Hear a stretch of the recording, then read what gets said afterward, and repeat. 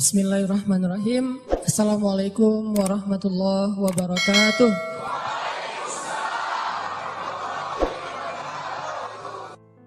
Kita akan ngebahas teknis untuk bisa menghijrahkan status dengan melobi langit. Dengan doa.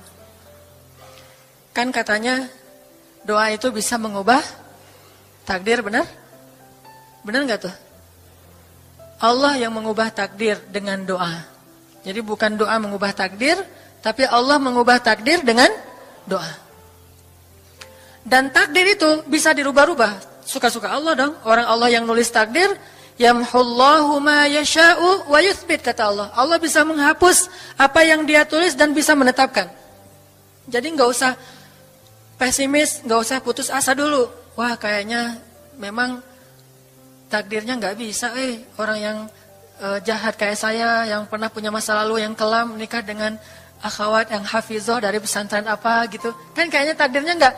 Wal hafizin, wal hafizat, gimana sih? Wal hafizin, gimana sih ayatnya?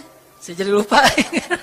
Orang yang soleh, orang yang menjaga diri dengan orang yang menjaga diri, orang yang soleh dengan orang yang soleh. At-thayyibin lit-thayyibat, maaf. At-thayyibin lit-thayyibat. Orang yang baik ketemu orang yang baik. Tapi kan saya mah orangnya udah keburu nggak baik duluan. Sekarang lagi belajar jadi orang baik tapi belum baik-baik amat. Sedangkan dia mah udah terpelihara dari dulu. Kayaknya kita mah nggak sekufu, nggak selevel, beda dunia. Yang satu dunia putih, satu dunia hitam. Ini gimana nih nggak ketemu nih? Takdirnya mungkin kita emang nggak layak untuk dia. Tetapi dengan doa Allah Subhanahu Wa Taala berkuasa untuk mengganti takdir. Makanya malam ini kita akan belajar tentang bagaimana menggunakan jalur langit untuk bisa mendapatkan hajat kita. Baik menikah, dapat kerjaan, punya anak, dan keajaiban-keajaiban lain yang bisa kita dapatkan kalau kita tahu cara menggunakan jalur langit.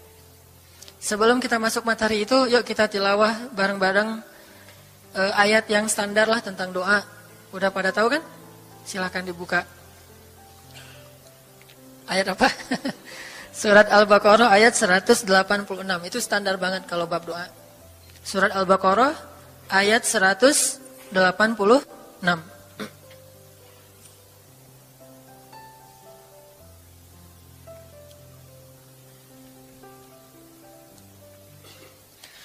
A'udzu billahi minasy syaithanir rajim. Enggak?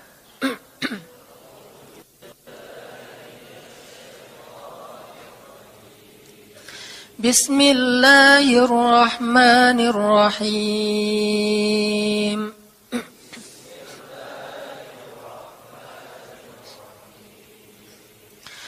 Wa idza sa'alaka 'ibadi 'anni fa inni qarib.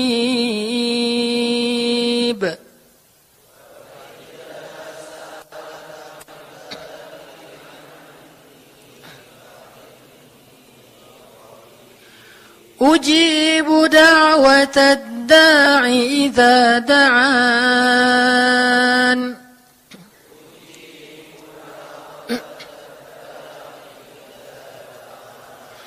Falyastajibu li wal yu'minu bi la'allahum yarshudun.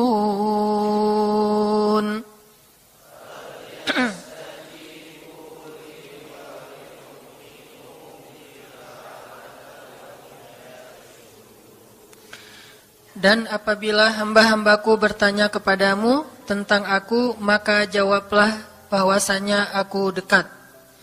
Aku mengabulkan permohonan orang-orang yang berdoa kepadaku apabila dia memohon kepadaku. Maka hendaklah mereka memenuhi segala seruanku dan hendaklah mereka beriman kepadaku agar mereka selalu berada dalam kebenaran. Shadaqallahul azim. Teman-teman yang dirahmati Allah Subhanahu wa taala, ayat ini adalah ayat kalau kita kasih judul ayat ini tuh janji Allah kepada orang yang berdoa. Janji Allah kepada orang yang berdoa. Makanya doa itu benar-benar senjata orang mukmin. melebihi senjata apapun yang dimiliki oleh seseorang. Paling dahsyat itu kalau punya doa. Jadi kalau orang yakin kepada Allah, maka dan keyakinan dia kepada Allah lebih besar daripada keyakinan dia kepada apapun, maka selama dia masih bisa berdoa kepada Allah, dia tenang. Ada masalah dikit, oh ilahi. Ada masalah dikit, ilahi. Ada masalah dikit, Rabbi. Terus saja. Ada masalah sepele apapun, minta ke Allah. Ada masalah apapun, minta ke Allah. Dan kata Nabi, janganlah kalian menjadi lemah dalam berdoa. Karena sesungguhnya tidak akan binasa seseorang selama dia masih berdoa kepada Allah. Itu hadis Nabi dari Aisyah. Janganlah kalian menjadi lemah dalam berdoa. Artinya jadi pundung, jadi putus asa dalam berdoa. Karena tidak akan binasa seseorang selama dia masih berdoa kepada Allah Subhanahu wa ta'ala. Jadi kalau kita masih terus mengharap dan meminta kepada Allah, kita nggak akan binasa. Kita nggak akan kalah. Kita nggak akan rugi. Dan kata para ulama, segala sesuatu di dunia ini akan pergi dan tidak kembali. Ini clue penting nih, bisa dicatat. Segala sesuatu di dunia ini akan pergi dan tidak akan kembali kecuali doa. Dia pergi dan dia pasti akan kembali. Segala sesuatu kalau udah pergi di dunia ini, nggak akan kembali lagi. Kalau pergi di sini maksudnya pergi kepada Allah. Tapi kalau doa pergi ke Allah, dia pasti akan balik lagi kepada yang meminta. Satu-satunya yang pergi ke Allah dan kembali di dunia ini hanyalah doa. Makanya ayat ini kalau kita kasih judul adalah janji Allah kepada hambanya yang berdoa. Allah berjanji, apa kata Allah? Inni qaribun. Aku itu dekat. Maksudnya nggak mungkin aku nggak dengar doa kalian. Begitu kita berdoa, kita pikir, Allah dengar nggak ya? Jangan-jangan kok doa saya belum diijabah, kayaknya Allah nggak dengar yang kemarin, saya harus keraskan lagi suara saya. Nggak, ini qarib. Arti ini qarib, aku itu dengar banget apa yang kamu ucapkan. Nggak usah diucapkan, di dalam hati aja Allah udah dengar. Siapa yang pernah berdoa di dalam hati terus langsung Allah ijabah? Rasulullah. Coba teman-teman buka awal juz kedua. Ayat surat Al-Baqarah ayat 144. Itu gara-gara Nabi ada harapan di dalam hati tapi nggak berani ngomong gitu ke Allah. Cuma dipendam di dalam hati doang. Tapi langsung diijabah oleh Allah. Ayat surat Al-Baqarah ayat 144. Allah berfirman, "Qad nara taqalluba wajhika fis samaa." فَلَنُوَلِّيَنَّكَ قِبْلَةً تَرْضَاهَا فَوَلِّ وَجْهَكَ شَطْرَ الْمَسْجِدِ الْحَرَامِ وَحَيْثُ مَا كُنْتُمْ فَوَلُّوا وُجُوهَكُمْ شَطْرَهُ وَإِنَّ الَّذِينَ أُوتُوا الْكِتَابَ لَيَعْلَمُونَ أَنَّهُ الْحَقُّ مِنْ رَبِّهِمْ وَمَا اللَّهُ بِغَافِلٍ عَمَّا يَعْمَلُونَ. Jadi ceritanya, orang Yahudi suka menghina kaum muslimin gara-gara orang Islam kalau sholat waktu itu masih menghadap ke Al-Aqsa, Palestina. Jadi kata orang Yahudi itu, lihat orang Islam mah fake. Suka niru. Kita sholat menghadap Al-Aqsa, mereka sholat menghadap Al-Aqsa. Berarti agama mereka itu adalah agama yang meniru agama kita. Nggak original. Sering diperolok-olok. Setiap kaum muslimin sholat dihina sama mereka. Akhirnya Nabi ngerasa sedih. Wah, gimana ya caranya? Sehingga setiap sore Nabi berdiri di suatu bukit, kemudian lihat ke langit. Cuman nggak ngomong, gini aja ke langit. Membatin. Bayangin, pernah nggak teman-teman membatin ke Allah? Ini yang harus kita coba lakukan. Belajar membatin kepada Allah. Itu romantis banget. Jadi duduk sendiri. Allah, ngomong gitu dalam hati. Dan yakinlah ini qarib, Allah tuh dengerin. Jangan pikir saya kayak ngomong sendiri, kayak orang kurang waras. Enggak, Allah itu mendengar. Jadi kita batin aja sama Allah, ngomong dalam hati. Ya Allah, saya tuh lagi gini, ada masalah. Ngomong dalam hati kita. Please Allah, please gitu ya. Nah, Itu kalau kita membatin, inni qaribun wa asirru qaulakum aw ijharu bih innahu alimun bidzatis sudur. Jadi Nabi nggak enak mau ngomong, ya Allah tolong dong pindahin kiblat dari Masjidil Aqsa ke Masjidil Haram. Soalnya daripada dikata-katain melulu sama orang Yahudi, mau ngomong kayak gitu tuh nggak enak sama Allah. Malu Rasul ke Allah. Masa kiblat aja minta dipindahin. Akhirnya Nabi cuma ngelihat ke langit aja tiap hari. Udah selesai, pulang. Besok lihat lagi ke langit. Turunlah ayat ini. Sesungguhnya kami telah melihat bagaimana kamu selalu menengadahkan wajahmu ke langit. Maka kami palingkan kiblat ke arah yang kamu sukai. Coba lihat. Turun wahyu untuk merespon doa Nabi yang bahkan belum diverbalkan. Belum diucapkan dengan kata-kata, tapi Allah udah ngerespon. Ini kan keajaiban doa nih. Cuman kita seringnya ngerasa udah minta berkali-kali kok nggak dikasih-kasih. Kita belajar sekarang. Rasul nggak usah minta pakai verbal, cuman membatin doang dalam hati, Allah udah ngasih. Pernah nggak teman-teman ngerasa kayak gitu? Ada kepengen sesuatu, tiba-tiba terwujud. Pernah kan? Tapi kepengennya yang baik-baik. Pengen misalnya, aduh, saya pengen banget umroh, cuman mau ngomong kayak gitu mah, saya mah orangnya kayaknya nggak mungkin bisa umroh kalau ngandalin harta. Orangnya nggak mampu, kerjanya juga pas-pasan, gimana mau umroh untuk makan aja susah. Tapi pengen banget dalam hati kita.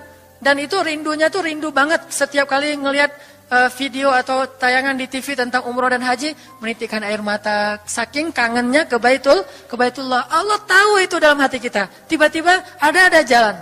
Ada aja jalannya. Dan bisa dikasih sedekah, bisa juga hadiah, bisa juga door prize, bisa juga macam-macam. Pokoknya ada jalan aja, tiba-tiba bisa umroh. Dan saya sering banget membawa orang umroh. Di antara jamaah itu selalu ada 1 atau 2 orang yang umrohnya itu miracle, keajaiban dari Allah. Ketika saya cari tahu alasannya apa, ternyata emang dia dari dulu pengen banget umroh. Cuman nggak bisa ngandelin hartanya, Allah kasih jalan yang lain. Bukankah Allah itu memampukan yang diundang, bukan mengundang yang mampu? Kan itu yang sering kita dengar kan? Allah tidak mengundang yang mampu, tetapi memampukan yang diundang. Kalau udah Allah undang, pasti mampu. Kalau Allah nggak ngundang, walaupun dia mampu, nggak akan bisa. Jadi Allah bukan mengundang yang mampu, tetapi memampukan yang diundang. Sehingga kita kalau hati kita kayaknya pantas diundang, Allah undang tuh. Begitu juga dalam urusan rezeki. Aduh, saya pengen kerjaan yang kerjaannya itu lebih halal, lebih nyaman, bisa sholat berjamaah tepat waktu, ada waktu juga buat keluarga, bisa juga berdakwah ke teman-teman. Akhirnya membatin kita itu karena kuat banget, Allah wujudkan. Ini artinya Allah qaribun, Allah maha dekat. Sehingga kalau kita pengen doa kita itu powerful, belajar dari as-siqah billah. Tips pertama adalah as-siqah billah. Percaya deh sama Allah. Percaya sama Allah. Jangan berdoa dengan ragu-ragu. Kayak kita datang kepada seseorang untuk minjem duit, tapi kita ragu. Dia nih kayaknya orangnya susah kalau dipinjemin. Kalau minta dipinjemin gitu.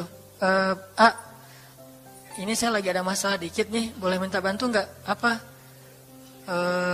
Gimana ya ngomongnya? Susah ngomongnya tuh ragu-ragu gitu kan ya. Akhirnya kita ngomongnya tuh nggak enak, nggak nyaman, membuat dia juga ngasih ke kita juga ragu-ragu. Akhirnya nggak nyaman tuh hubungan kita sama dia. Tapi kalau kita yakin banget sama dia orangnya baik, kalaupun dia nggak ngasih dengan cara yang kita minta, kita yakin bahwa dia tuh pasti akan nolong kita. Sehingga kita akan curhat masalah kita itu dengan tulus. Bahwa kita punya masalah kayak gini-gini, bukannya kita mau minta-minta, cuman sifat dari manusia itu saling tolong-menolong, kita beritahu masalah kita. Dan kita yakin dia pasti akan nolong kita. Kalau nggak bisa ngasih duit, dia akan minta tolong kepada orang lain yang mungkin bisa membantu kita. Dia akan ngasih link. Dia akan memediasikan kita. Oh, aduh maaf ya saya juga lagi, sekarang lagi butuh uang. Ini lagi nabung-nabung juga. Sama, kita mah lagi sama-sama pengen hijrah status. Cuman, nih saya kenal ada temen nih yang dia alhamdulillah orangnya tuh suka banget bantu orang lain. Mungkin saya bisa merekomendasikan, saya bisa bantu kamu, ayo kita jalan bareng ngomong sama temennya. Pokoknya kita yakin dia bisa nolong. Nah kalau kita yakin, percaya sama Allah, Allah itu gak butuh perantara. Allah bisa nolong kita dengan cara apapun. Walaupun takdirnya udah ditulis, kamu tuh gak akan punya istri sampai meninggal dunia. Ya Allah masa gitu sih, gak akan punya istri. Ya Allah, tapi gimana masa saya mau hidup sendiri terus, kamu gak akan punya istri kata malaikat teh. Ini orang doanya katakan malaikat dengerin doa kita ya. Kalau di hati malaikat nggak tahu, tapi kalau di lisan kita doa, ya Allah, beri saya seorang suami yang benar-benar bisa mendidik agama saya. Kata malaikat, Neng, ganti doa yang lain aja tuh Neng. Itu mah takdirnya udah ditulis, Neng nggak akan punya suami. Kata malaikat. Kita mah walaupun malaikat ngomong gitu, biarin aja. Ya Allah, Engkau Maha Rahman, Maha Wadud, Engkau bisa mengubah takdir. Kata malaikat, ya juga sih, cuman takdirnya udah ditulis Neng. Ya Allah, terus saja tiba-tiba tok, Assalamualaikum, Waalaikumsalam. Ayahnya nemuin, ternyata pas kita nguping dari kamar, wah itulah calon pangeran kita yang datang untuk melamar kita, calon raja, calon imam. Malaikat heran-heran, wah subhanallah nih, si Enang ini gak putus asa dalam meminta. Kita juga gitu, doa aja terus. Walaupun takdirnya sudah ditulis, karena Allah bisa mengubah takdir lewat doa dan harapan. Masih ingat cerita seorang ibu di zaman Nabi Musa dulu? Yang datang kepada Nabi Musa bilang, ya Nabi Allah, ya Kalim Allah, saya gak punya anak, udah tua kayak gini, bisa gak ya?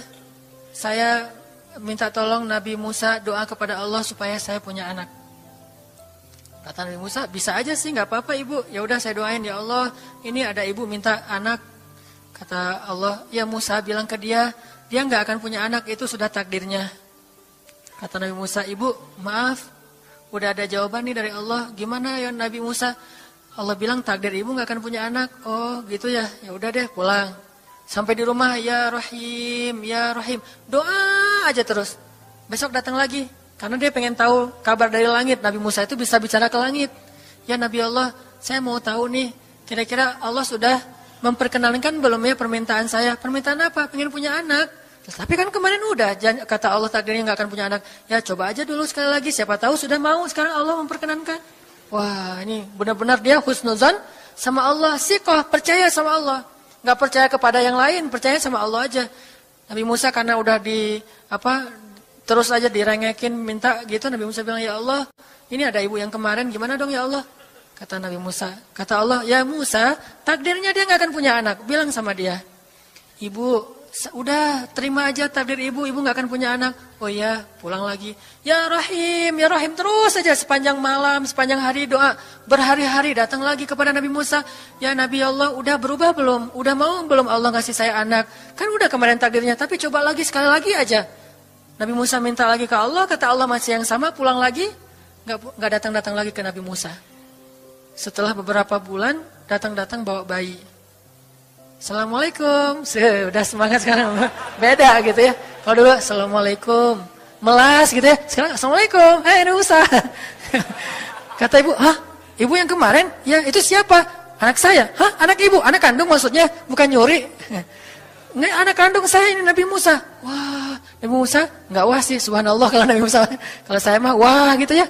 Kalau Nabi Musa, Masya Allah. Nabi Musa tanya ke Allah, ya Allah, itu ibu yang kemarin katanya takdir nggak akan punya anak, kok bisa punya anak? Ceritanya gimana Allah? Ceritain dong, saya kok nggak update gitu informasinya, kata Nabi Musa. Allah ngasih update, kata Allah, Musa, setiap kali aku bilang dia nggak akan punya anak, dia terus berdoa dengan menyebut Ya Rahim, Ya Rahim. Allah itu kan senang banget dipuji, dan Allah lebih berhak untuk dipuji. Kalau kita senang dipuji nggak baik, kalau Allah senang dipuji, emang punya hak untuk dipuji kan? Allah senang dipuji. Dia bilang Ya Rahim, kamu bilang gak akan punya anak, dia bilang Ya Rahim, terus saja berharap. Wahai Musa, sesungguhnya rahmatku mendahului takdir. Rahmatku mendahului takdir. Akhirnya dengan sifat Rahim, Allah mengubah takdir ibu ini. Walaupun secara ilmiah gak mungkin punya anak karena sudah menopause. Tetapi Allah yang memiliki kekuasaan atas segala sesuatu.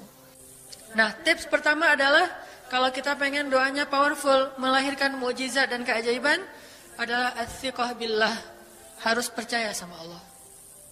Pertama, percaya bahwa Allah Subhanahu wa taala itu Maha Kuasa mengubah apapun yang Dia kehendaki.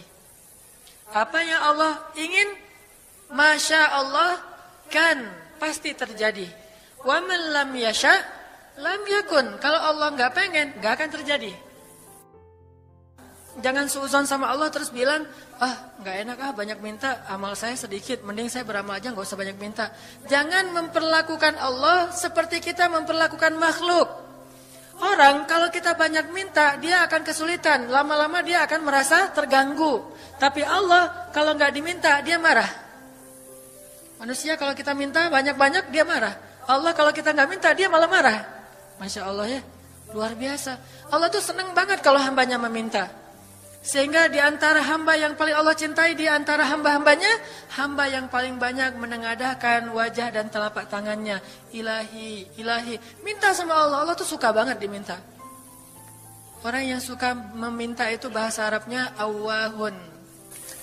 Inna Ibrahim la'awwahun halim. Ibrahim itu hamba yang awwahun halimun. Awwah, halim. Halim itu artinya menahan amarah. Awwah, da'a. Da'a artinya banyak berdoa. Kalau da' itu berdoa. Kalau da'a, senang banget doa. Ada masalah dikit, ilahi, Rabbi. Ngadu aja ke Allah, manja gitu. Dan Allah tuh senang banget dengan hamba yang kayak gitu. Sehingga sampai Nabi mengatakan, mintalah kepada Allah walaupun cuman garam. Garam aja minta ke Allah. Sepele banget masalah kita. Ya Allah, mudah-mudahan nanti nggak macet ya. Minta sama Allah. Kok macet ya Allah? Ya biar kita sabar. Udah tahu jam macet berangkatnya telat gitu ya. Jangan salahin Allah. Tapi minta, bilang, biasakan kita tuh komunikasi sama Allah dengan manja. Ya Allah, mudah-mudahan saya bisa jawab ujiannya. Udah belajar sih ya Allah, cuma nggak tahu kan semuanya di tanganmu. Minta ke Allah. Bismillahirrahmanirrahim. Makan ya Allah, ini rezeki darimu. Makasih ya, makan. Kalau bahasa lainnya makasih, alhamdulillah. Alhamdulillahilladzi at'amani hadza wa razaqanihi min ghairi haulin minni wala quwwah. Hafal tuh? Kalau nggak hafal, udah aja bismillah lah. Alhamdulillah gitu. Bismillah ya Allah, Masya Allah ini rezeki darimu. Udah selesai makan, udah sendawa gitu. Alhamdulillah, Allah baik banget. Ngomong sama Allah, sering-sering komunikasi sama Allah. Dan Allah itu wa huwa ma'akum aina ma kuntum. Dia bersama kalian dimanapun kalian berada. Bersama ya, bukan ada. Kalau ada itu beda. Allah di mana-mana itu beda. Tapi Allah bersama kalian itu artinya Allah melihat, Allah mendengar, Allah menyaksikan, Allah mencatat, Allah maha menilai bersama kita. Kalau ada, dia bertempat. Sehingga nanti kalau ada anak bilang, "Mah, Allah di mana?" Allah ada di mana-mana, Dek. Tadi dia malah karena cerdas, kalau gitu di WC juga ada, kan nggak boleh kan? Ini jawaban yang keliru, kurang filsafat. Allah itu bukan ada di mana-mana. Allah bersama kita dimanapun kita berada. Itu beda. Kalau bersama, ma'iyah, artinya Allah melihat, menyaksikan, mendengar, menghargai, dan terus memelihara dimanapun. Sehingga nggak usah khawatir bahwa ini mah nggak di masjid, nggak apa-apa. Selama bukan di tempat yang najis, seperti di kamar mandi atau di mana yang tempat-tempat yang nggak boleh, kita itu mah nggak. Tapi yang di tempat yang umum, di pasar, di jalan, lagi di kendaraan, di dalam masjid, di luar masjid, Allah, ilahi, Rabbi. Kalau perlu lebih manja lagi, pakai irama dikit. Allah, gitu. Kayak orang manggil temennya gitu. Atau kita miss call Allah dulu. Ya Allah, udah nggak ngomong apa-apa. Itu miss call. Miss call Allah.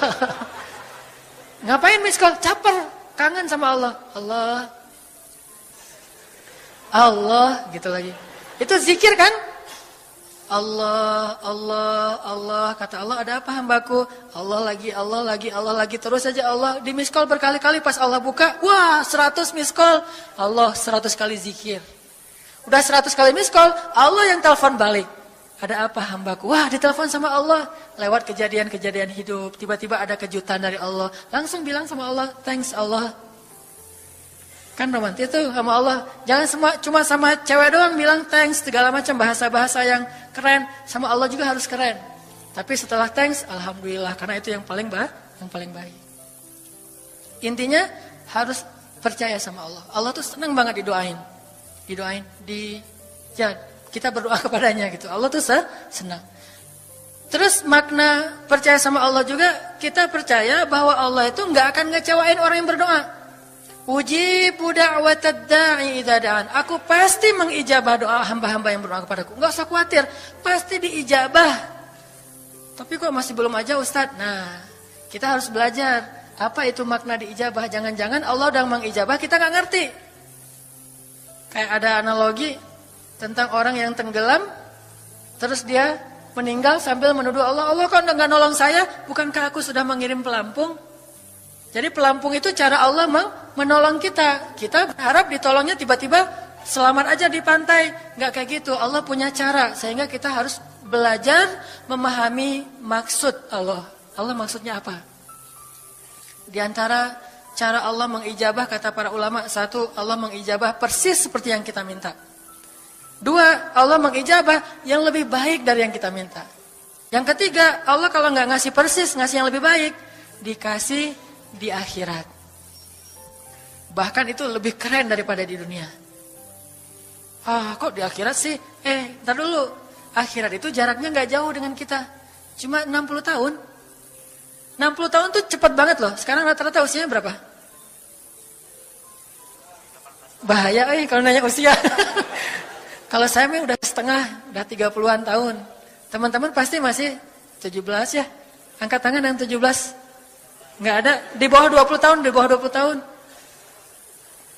Yang di atas 40. Nggak berani angkat tangan. Ada sih. Artinya waktu 60 tahun itu nggak lama, sebentar doang. Jadi analoginya gini. Kita lagi kuliah, pengen nikah. Terus kita naksir sama seorang cewek cantik banget. Dan saking cantiknya sampai kita cuma bisa bermimpi. Wah, saking cantiknya kayaknya nggak mungkin banget buat kita. Tiba-tiba ayahnya bilang, "Dek, kamu senang sama anak saya?" "Yang mana, Pak?" Masih nanya yang mana. Takutnya yang tadi kebalik. Ini yang lagi yang lagi kuliah yang namanya si Fulanah misalnya. Sebutlah namanya Nisa apa gitu ya. Terus dia bilang, "Boleh Bapak setuju kamu nikah sama anak saya, tapi ditunda dulu sampai kamu lulus kuliah." Kita senang gak tuh?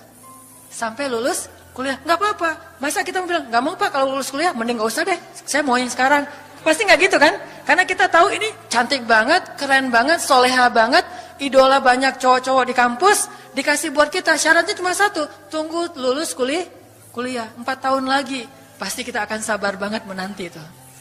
Gak mungkin kita bilang, "Pak, Bapak kalau nawar yang serius dong. 4 tahun mah lama tuh Pak." Yang kedua, tips supaya doa kita powerful. Kalau doa sama Allah itu yang romantis. Bahasa Arabnya munajat.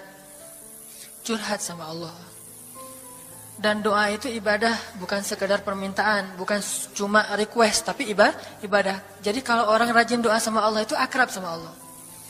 Dan kalau akrab jadi romantis sama Allah, enak gitu. Hubungannya dengan Allah tuh adem banget, nyaman banget. Pas dia berdoa, "Ilahi," gini ngomong. Kayak Nabi Zakaria yang tadi di surat Maryam pas sholat rakaat kedua. Apa kata Zakaria? Ini bentuk curhatnya Zakaria. Qala rabbi inni wahanal azmu minni washta'ala ar-ra'su shayba wa lam akun bidu'aika rabbi syaqiyya.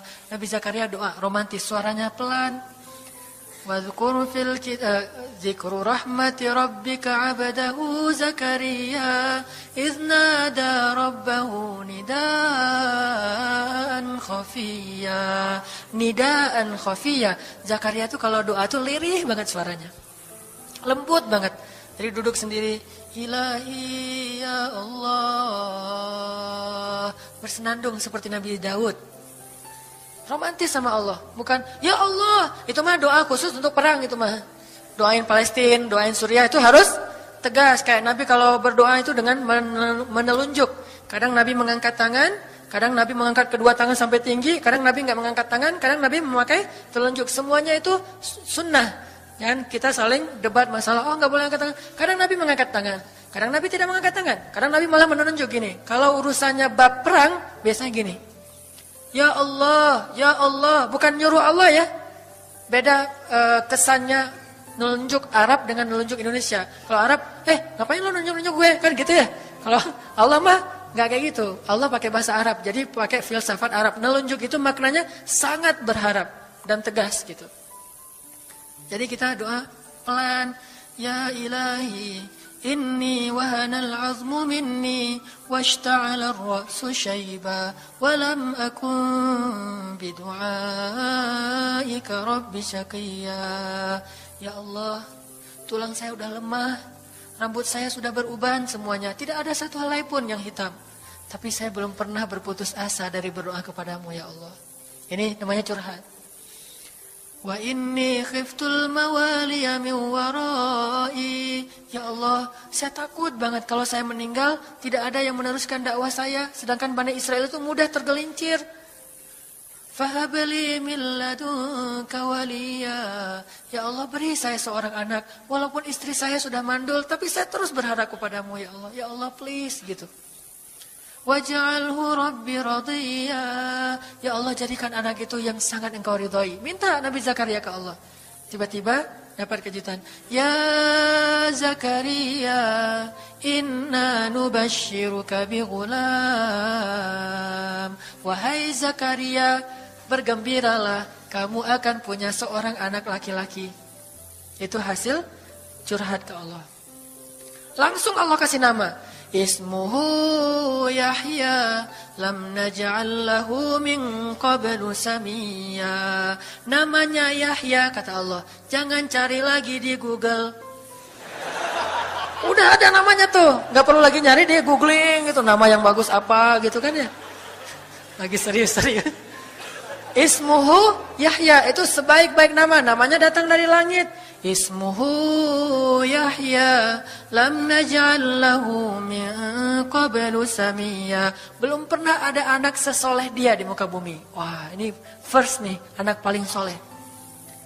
Terus kata Allah, wahananan, anaknya lemah lembut, wa zakatan, anaknya suci, wa taqiyya, anaknya bertakwa, namanya Hanan At-Taqi. Itu mah doa ya, bukan GR. Karena saya juga belum bertakwa. Hanya Allah yang tahu siapa yang paling bertakwa. Terus apalagi sifatnya? Wa barram biwalidayhi, anaknya sangat berbakti kepada orang tua. Allah kasih spesifikasi anak yang Allah pengen ngasih ke Zakaria. Itu luar biasa sifat-sifatnya. Wa barran biwalidayhi, enggak pernah nyakitin orang tua. Walam yakun jabbaran 'asiyya, enggak pernah berlaku kasar, tidak pernah bermaksiat, enggak pernah berdosa tuh Yahya. Wassalam, Allah menjaga dia. Wassalamun alaihi yauma wulida, Allah jaga dia ketika dia lahir. Wa yauma yamutu, ketika dia wafat. Wa yauma yub'atsu hayya, ketika dia dibangkitkan. Wah, ini dijamin dunia akhirat sama Allah.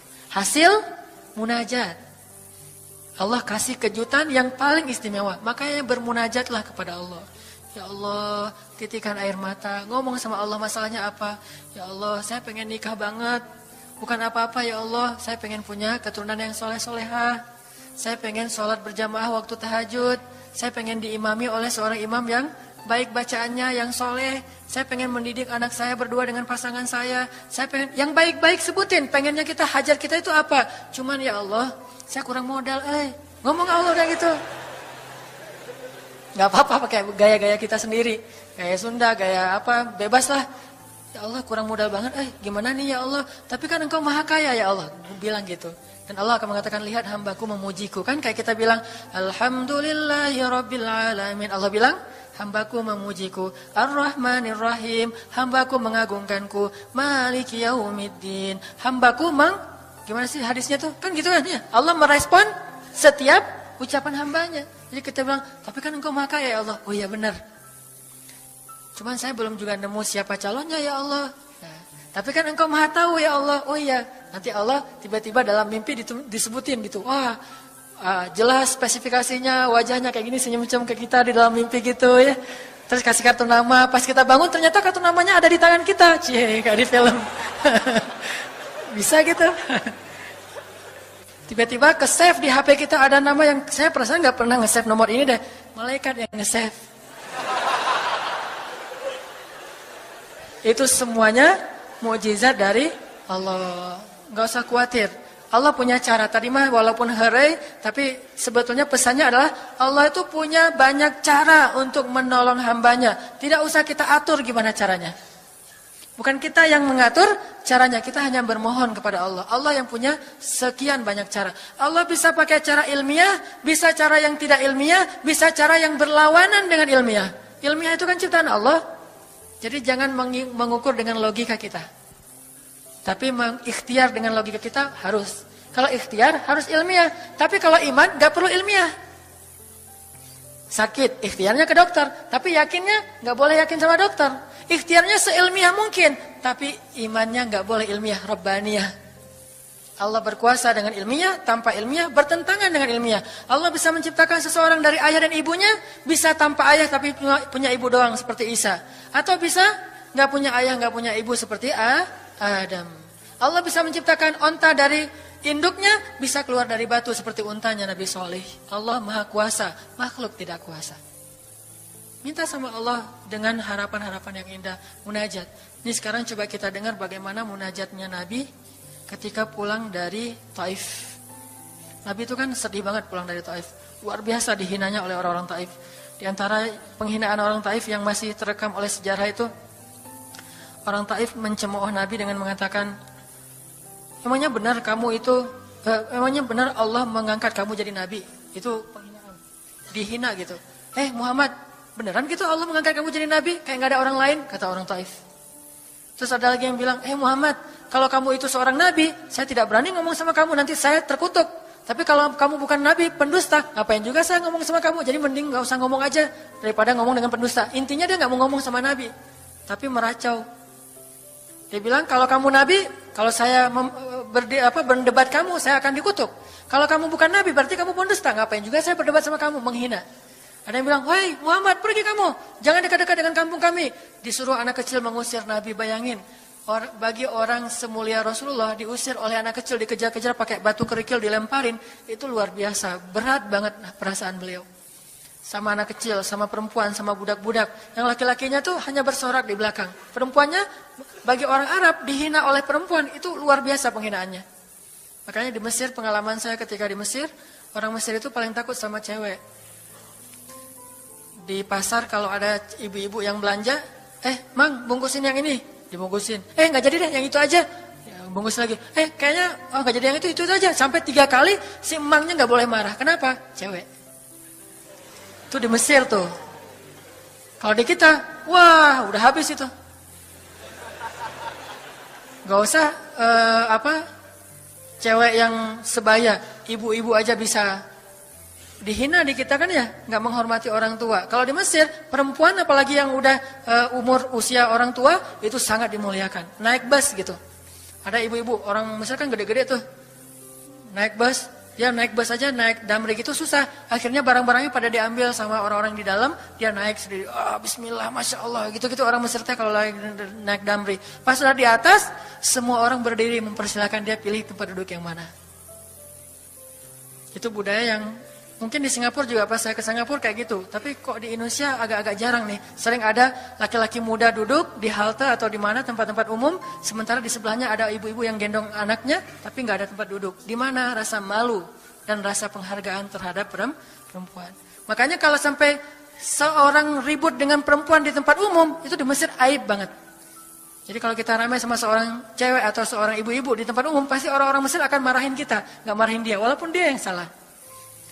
Ya aib kata orang Mesir. Aib jangan kayak gitu, aib jangan kayak gitu. Tapi kalau kita berantemnya sesama laki-laki, dia akan bilang sallu ala nabi, selawatlah kepada nabi. Kayak gitu cara mendamaikan pertengkaran di Mesir. Dan menurut survei kecil-kecilan saya, orang Mesir itu paling sering bertengkar di bus kalau lagi bulan puasa. Lapar soalnya. Itu sering banget, asal bulan puasa ramai di bus. Wah, orang Mesir kan suaranya kencang ya, kayak singa gitu. Wah, ramai di sama 2 orang. Akhirnya yang lain bilang, sallu ala nabi. Langsung, sallallahu alaihi wasallam. Lagi. Tapi dia sempat salawat dulu. Kalau di kita kan, apaan sih? Nggak ada hubungannya juga, nggak nyambung, keles gitu. Kalau di Mesir mereka paham. Kalau dibilang nabi, langsung mereka menghargai sallallahu alaihi wasallam. Terus marah lagi. Ya Amir, sallu ala nabi, sallallahu alaihi wasallam. Lagi. Kadang-kadang saking marahnya, selalu ala nabinya sambil marah-marah. Sallallahu alaihi wasallam saya bilang juga. Jadi sampai ada yang bertengkar dua orang disikapin dengan bijak. Orang Mesir kalau marah tuh suka bilang keledai.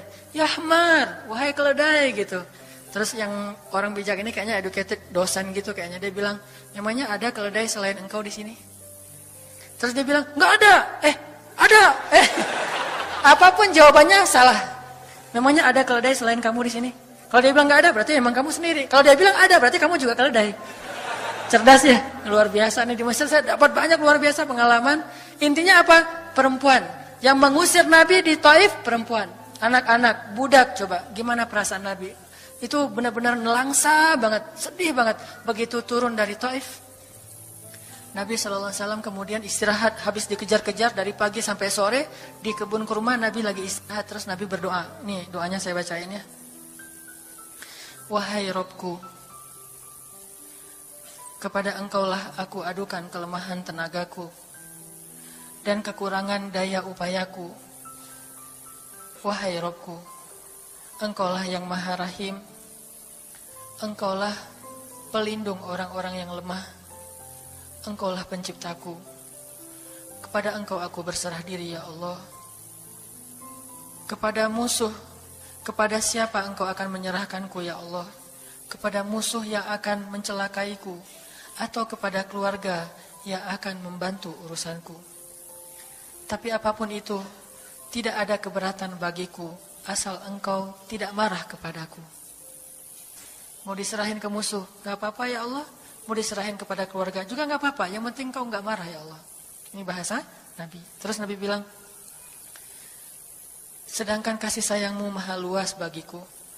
Aku berlindung dengan cahaya wajahmu yang mulia, yang menyinari langit dan menerangi segala yang gelap. Dan atasnya lah teratur segala urusan dunia dan akhirat. Dari engkau menimpakan atas diriku kemarahanmu. Aku berlindung dari kemarahanmu ya Allah. Dari juga azab-azabmu, kepada engkaulah aku adukan perihalku, sehingga engkau ridho, tiada daya dan upaya, melainkan dengan kekuasaanmu ya Allah. Tapi ini kalau kita baca dengan versi Arabnya, lebih romantis lagi. Versi terjemah memang agak kaku. Kalau kita tahu bahasa Arabnya, ya Allah, tidak masalah aku diperlakukan kayak gini. Tidak masalah aku diusir, aku dihina, aku disakiti, aku dilempari, aku dikejar-kejar. Yang penting engkau tidak marah kepadaku. Coba, gimana Nabi itu cinta sama Allah. Mendengar doa Nabi yang romantis banget sambil menitikan air mata, tubuhnya banyak bekas luka lemparan batu, bajunya itu kotor. Malaikat itu sampai nggak tega, sampai Jibril turun. Wahai Muhammad, kata Jibril. Ya Rasulullah, wahai kekasih Allah, kata Jibril. Allah maha mengetahui apa yang telah terjadi pada dirimu terhadap orang-orang ini. Allah telah memerintahkan malaikat gunung untuk mentaati perintahmu ya Rasulullah. Kata malaikat, jadi kayak ada seorang anak yang nangis sedih, tiba-tiba datang ayahnya ngelus-ngelus gitu menenangkan dia. Ya Rasulullah, Allah udah memerintahkan malaikat gunung kok, jadi menghibur gitu. Jangan sedih ya Rasul, jangan sedih, gak apa-apa. Itu malaikat gunung udah siap tuh, apapun yang kamu perintahkan. Langsung malaikat gunung siap-siap gitu. Terus kata malaikat gunung, ya Rasulullah, wahai kekasih Allah, perintahkan saja kepada kami apapun. Jika engkau mau, kami akan timpakan dua gunung ini kepada penduduk Taif, sehingga mereka mati terhimpit oleh gunung-gunung yang kami timpakan. Perintahkan ya Rasulullah, perintahkan. Kata Rasulullah, tidak wahai para malaikat. Kalaupun mereka tidak beriman hari ini, aku berharap kepada Allah, anak cucu mereka kelak akan beriman. Nabi nggak sakit hati kepada orang Taif. Dan Nabi juga tidak marah kepada Allah ketika beliau diperlakukan oleh hamba-hamba Allah kayak gitu. Tetapi yang penting Allah jangan marah sama saya ya. Kalau bahasa kita mah, ya Allah maaf ya saya jadi kayak gini nih. Tapi Allah gak marah kan? Gitu banget tuh sama Allah coba. Dia udah habis-habisan, kemudian belum berhasil dakwahnya, masih takut sama Allah. Kayak kita ngedakwahin teman kita, terus kita dicela sama teman kita, dimusuhi oleh teman kita gak marah sama dia, gak marah sama Allah. Gak bilang, Allah itu sih susah ya dakwah. Gak ngomong kayak gitu. Ya Allah maaf ya dia belum menerima dakwah saya. Ini pasti karena saya gak benar nih menyampaikannya. Ya Allah jangan marah ya sama saya. Besok saya coba lagi gitu sama Allah. Terus ke orangnya gak marah karena mungkin dia fa'innahum la ya'lamun. Mereka tidak mengerti. Besok akan dicoba lagi, didakwahin lagi, diajak lagi. Terus aja kayak gitu. Ini munajat Nabi kepada Allah SWT. Sehingga gara-gara munajat itu malaikat turun. Sama kayak munajat curhatnya Nabi Yunus. La ilaha illa anta subhanaka inni kuntu minadh zalimin. Subhanallah. Nabi Yunus tuh bermunajat di dalam perut ikan, lirih banget, suaranya tuh pelan banget.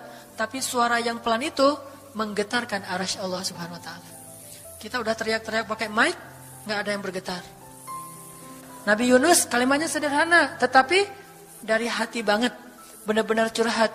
Ya Allah, tidak ada ilah selain Engkau. Aku ini udah zalim terhadap diriku sendiri. Ya Allah, maafin saya, maafin saya. Subhanallah, subhanallah, Engkau maha suci, saya ini kotor. Engkau maha suci, saya ini kotor. Terus saja sampai suara Nabi Yunus di dalam perut ikan, di dalam laut yang dalam itu menggetarkan arasy Allah di langit ketujuh.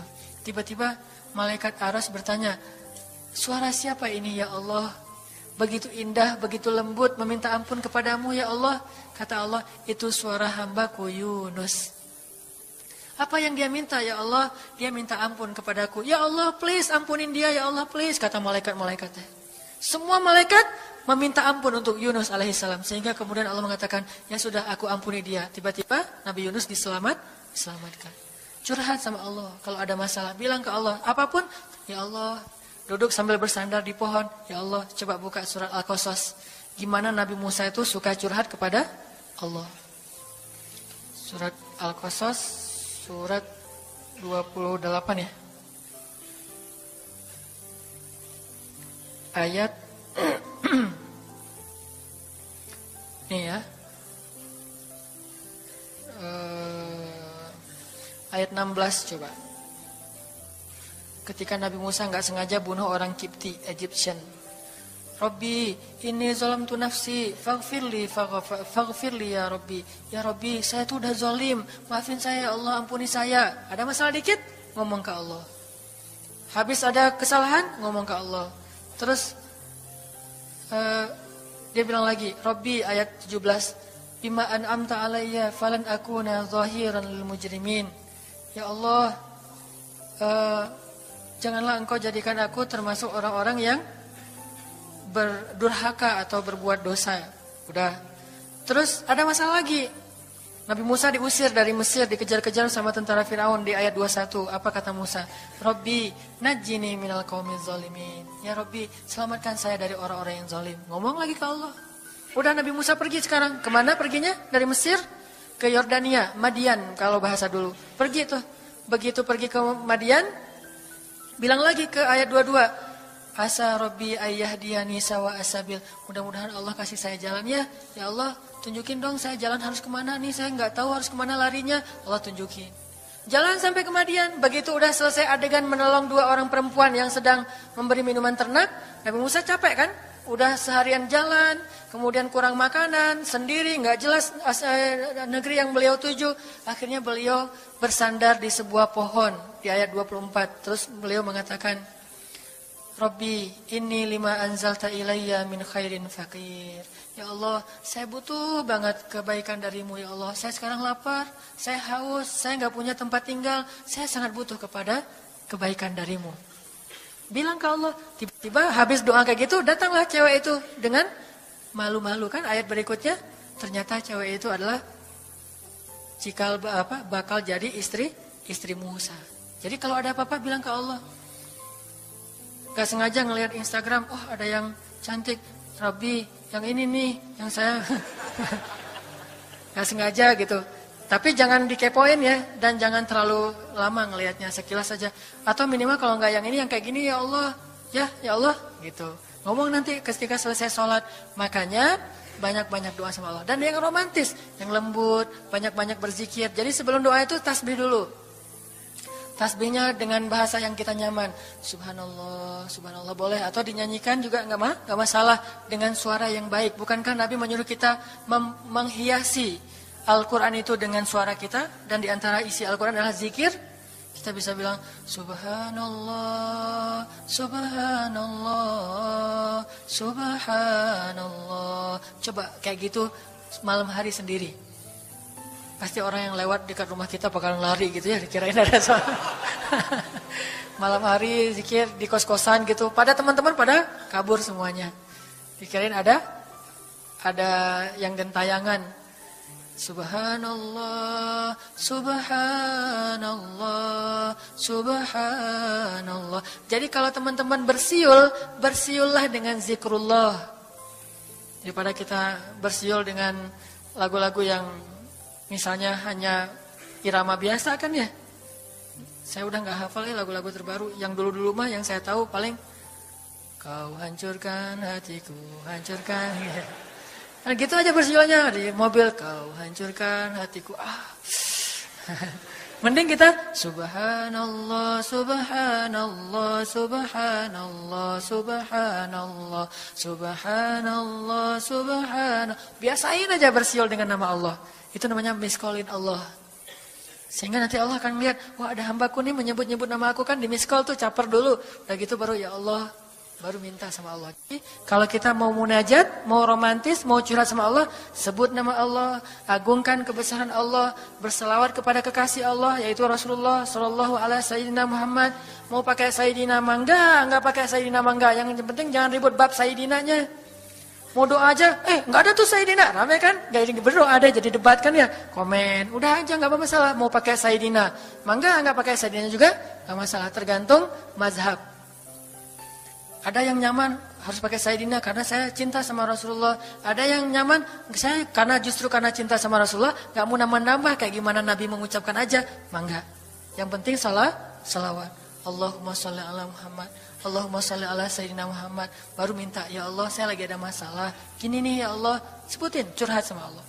Dengan demikian doa kita akan diijabah insya Allah. Tapi ini baru berapa nih? Baru 2 ya. Ada beberapa tips untuk doa yang powerful, insya Allah ini akan kita lanjutkan pada pertemuan yang akan datang.